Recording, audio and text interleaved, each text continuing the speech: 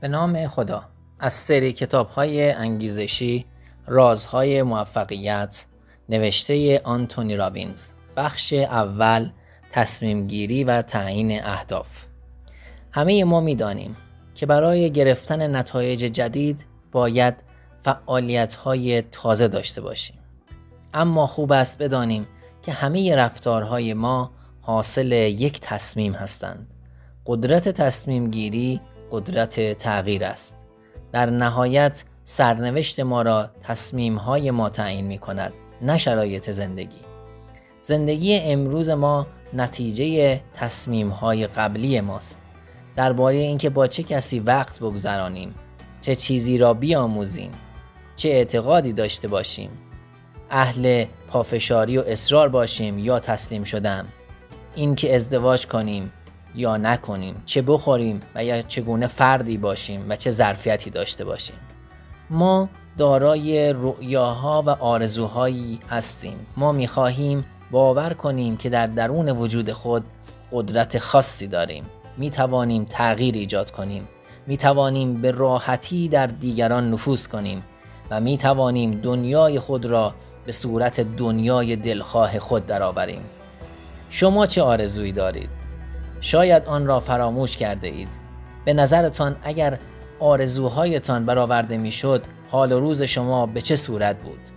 اکنون لحظه‌ای وقت بگذرانید و در رؤیا و آرزوهای خود تفکر کنید و ببینید در زندگی خواسته واقعی شما چیست. اعمالی که گاه به گاه انجام می‌دهیم ملاک نیستند، بلکه اعمال دائمی ما هستند که نقش تعیین کننده دارند. چه عملی تعیین کننده شخصیت و راه زندگی ماست؟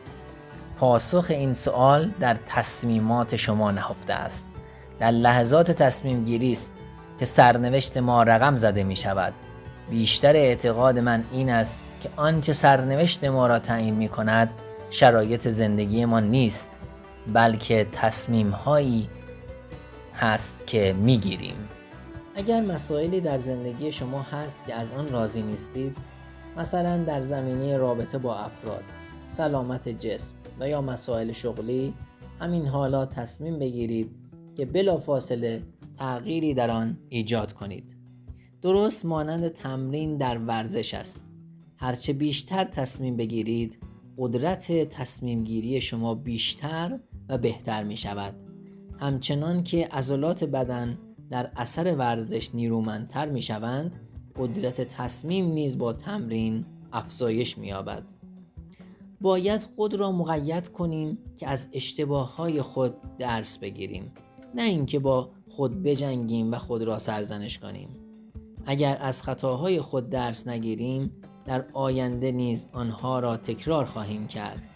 اگر موقتاً کشتیمان به گل نشست، به خاطر آورید که در زندگی انسان شکست وجود ندارد، بلکه فقط نتیجه وجود دارد.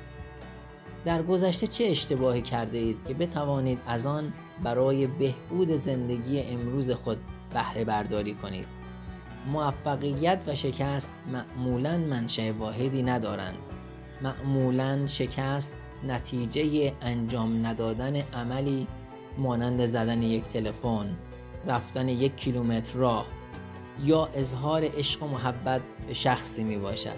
همانطور که شکست ناشی از انجام ندادن یک سری تصمیمات جزئی است، موفقیت نیز ناشی از انجام دادن همان اعمال مانند آغازگری و ابتکار، پشتکار و بیان واضح عشق و محبت عمیق قلبی است. امروز چه عمل کوچکی می توانید انجام دهید تا به وسیله آن قدمی را در جهت موفقیت‌های زندگی برداشته باشید؟